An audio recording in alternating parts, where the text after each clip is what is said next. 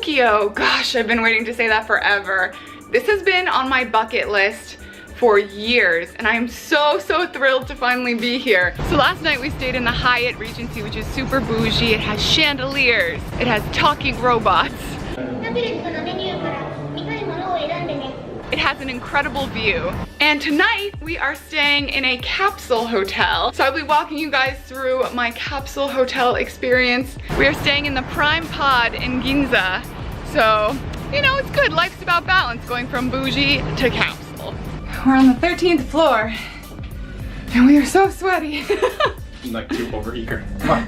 Once we got up to the 13th floor of the Prime Pod, there was this awesome lobby and seating area. We checked in and they assigned us our capsules. I was on the 11th floor and David was on the 12th floor because they separate men and women. They gave us some slippers, which we're supposed to wear within the capsule hotel, and a key card to get into the dorm room. Once I got into the girls' dorm area, there was just dozens and dozens of capsules. It was really cool to see, and everyone was dead silent.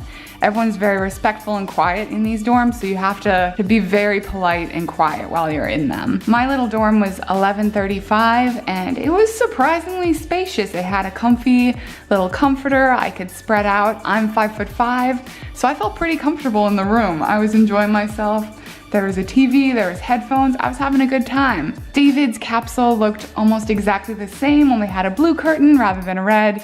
He was pretty comfortable too. David is almost 6'4", so obviously he didn't have as much space as I did, but he seemed to be pretty happy in his little capsule. In terms of leg room, I definitely had more leg room than David did. His feet were touching the curtain, but David said he felt like he had enough space. So if you're tall, capsule might still be for you. In each room, they give you some pajamas, which I loved. I thought they were cozy. They do this in a lot of Japanese hotels, which is awesome. And they give you a toothbrush and some towels.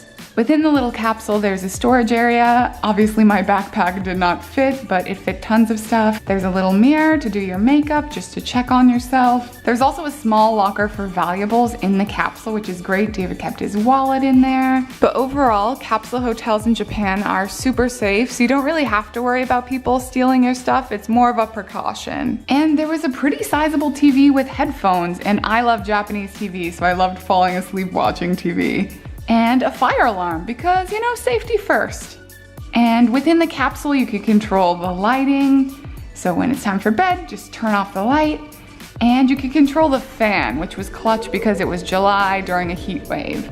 So I was blasting my fan. I was on the end, so from my little capsule, I actually had a great view of Ginza, which was fabulous. And within my capsule, I was kind of on the top bunk, so I had to climb some steps to get in, which wasn't too tricky. I mean, I got pretty used to it.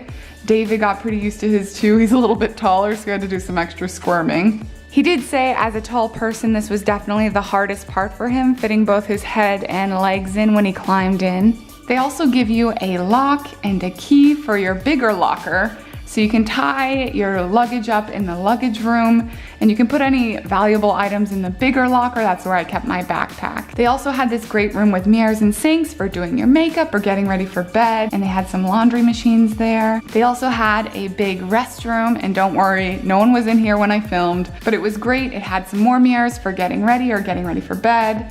And they of course had some amazing Japanese toilets. Japanese toilets are very impressive. They do a lot of things, but they had a blatant button that said flush here, so I understood what to do. The shower room was great. You get your own private little stall. There's an area to change, and then the shower itself. And they had tons of great products in there too. They had shampoo, conditioner, body wash. So it was overall really super comfortable showering experience. Very private and very clean. Once it was time for bed, I put on the pajamas. I got all cozy in my little comforter, and I turned on some Japanese TV. David got cozy too. He said he slept really, really well. Unfortunately, I woke up in the middle of the night and was really hot. But I opened my curtain and it actually made it a whole lot more comfortable. And David woke up fresh as a daisy. So David got the free breakfast hot dog and the coffee, so enjoy. I'm just gonna stick to the coffee. Good morning. We had our first night in the pod. What did you think of your pod experience? Much more comfortable than what I thought it would be. Yeah, it was alright. It got really hot, but then I opened the curtain and let it all hang out, and then it was much more comfortable.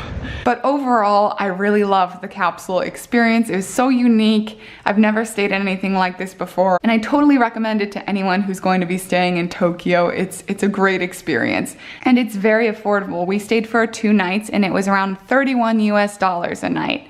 So to stay in the middle of Ginza for that price was fantastic. Thanks for watching, guys. I hope you enjoyed it. I have tons of cool Japan videos coming out very, very soon, so be sure to subscribe. One step is all it takes to get